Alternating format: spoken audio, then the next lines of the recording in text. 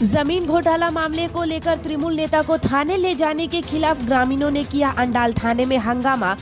दरअसल यह जमीन घोटाले का मामला काजोड़ा का है, जहां जमीन से जुड़े विवाद को लेकर अंडाल थाने की पुलिस ने तृणमूल नेता मलय चक्रवर्ती को थाने लेकर आई। इसके बाद स्थानीय ग्रामीणों और तृणमूल कार्यकर्ताओं ने मलय चक्रवर्ती को थाने ले जाने के खिलाफ थाने में एकजुट होकर हंगामा करना शुरू कर दिया। इस विषय में मलय चक्रवर्ती ने बताया कि काजोड़ा मोड़ में उनकी जमीन को गैरकानूनी तरीके से कब्जा कर लिया गया है और जिसने यह जमीन खरीदा है उनसे जब पूछा गया तो उन्होंने कहा कि उन्होंने यह जमीन रतन बर्नवाल से खरीदा है।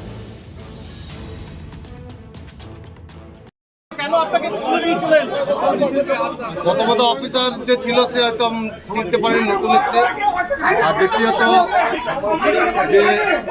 যে মহিলারা জায়গা কিনেছিল বা কাজ করতে গেছিল তারা একটা ভুল মানে ভেবে পড়ে গেছিল যে তাদেরকে যে ফ্রড করা হয়েছে তারা সেটা বুঝতে পারে। ফ্রড করেছে, পাওয়ার নিয়েছিল রতন বার্নওয়াল ওদেরকে দিয়েছে।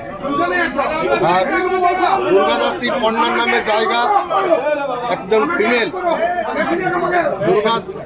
পাওয়ার নিয়েছে দুর্গাদাস পণ্যার নামে। দুর্গাদাস মানে এইরকম একটা সাজানো কেস, যারা ছিল তারাও বুঝতে পেরেছে যে তারা থানায় এসে কাগজপত্র দেখে বুঝতে পেরেছে একটা ফ্রড হয়েছে। তো এইরকম জায়গাতে একটা মিসআন্ডারস্ট্যান্ডিং হয়েছে, প্রশাসনও সেটা বুঝতে পেরেছে। প্রশাসন উপর আমাদের আস্থা আছে, তারা নিশ্চয়ই যথাযথ আইনগত যা দিকেছে আরেকবার ষড়যন্ত্র যারা এই কাজগুলো করছে রতন বার্নওয়াল বা রাজীব মন্ডল তারা কিন্তু আইনের ফাঁকে কিন্তু সাইডে রয়ে গেছে। আমি প্রশাসনকে বলবো যে বৃহত্তর ষড়যন্ত্র ভেবে যদি পুঙ্খানুপুঙ্খ তদন্ত হয় তাহলে কিন্তু এদেরকে টানা যাবে। মলয়দা, প্রতিবাদ করার জন্য কি আজকে মাসুল দিতে হলো আপনাকে? হ্যাঁ, অন্যায়ের প্রতিবাদ করতে আসার জন্য হ্যারাস হতে হয়েছে, ঠিক আছে। এটা কোনো ব্যাপার নেই, গ্রামের মানুষের স্বার্থে, গ্রামের মানুষের জমি রক্ষার স্বার্থে এটুকু আমি নিশ্চয়ই। এই যে রতন আগরওয়াল আর এই রাজীব মন্ডল বারবার করে এদের বিরুদ্ধে অভিযোগ, আপনিও আগের দিনে প্রতিবাদ করেছেন, এক মহিলার জমিকে নিয়ে বিবাদ তৈরি হয়েছিল, তো তারই খেসারতকে আজকে আপনাকে দিতে হলো। সেটা বড় কথা নয়, আমার গ্রামের মানুষের জমির জন্য যত দূর যেতেও যাবো। আজকে আপনাকে কেন পুলিশ নিয়েছে, হেনস্থা করলো কেন? তারা বলতে চাইছে নাকি ওই যে মহিলারা কাজ করছিল তারা নাকি বলেছে তাদেরকে নাকি আমি মারধর করছি। ওখানে আরো বহু মানুষ ছিল, তারা বলবে আদৌ কি তাদের গায়ে কোনো হাত দেওয়া হয়েছিল।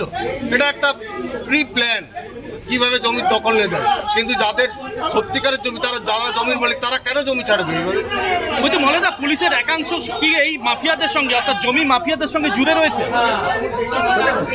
না, সেরকম আমি কেন বলবো, প্রশাসন যথেষ্ট। আজকে আপনাকে হেনস্থা হতে হলো, আপনি কি রাজ্যের আইনমন্ত্রীকে বলবেন? আমি আমার উপরের নেতৃত্ব সবাইকে অলরেডি জানিয়েছি, তারাও যথাযথ ব্যবস্থা নেবে কথা দিয়েছি। এখানে আমার বাবা ঠাকুমার নামে একটা জমি ছিল, সেই জমিটা বংশ পরম্পরায় বাবা পেয়েছে। সেই জমিটার নাম ছিল দুর্গা দাসী দেবী পণ্ডা।